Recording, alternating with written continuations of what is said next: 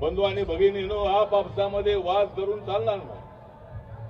पक्ष वेगळे असतील, संघटना वेगळे असतील, पण जय भीमचा नारा बुलंद करण्यासाठी आपण सगळ्यांनी आपली शक्ती पणाला लावली पाहिजे. आपापसामध्ये अशा पद्धतीनं गोंधळ करून चालणार नाही. दुसऱ्या कुणाची हिंमत नाही आपल्या सभेमध्ये येऊन गोंधळ करण्याची. आणि आमच्या नेत्यांनी भान ठेवलं पाहिजे की कुठल्याही नेत्यावर टीका करता कामा नये. आमच्या नेत्यांनी भान ठेवलं पाहिजे की आपल्या समाजातल्या नेत्यांवर टीका करता कामा नये.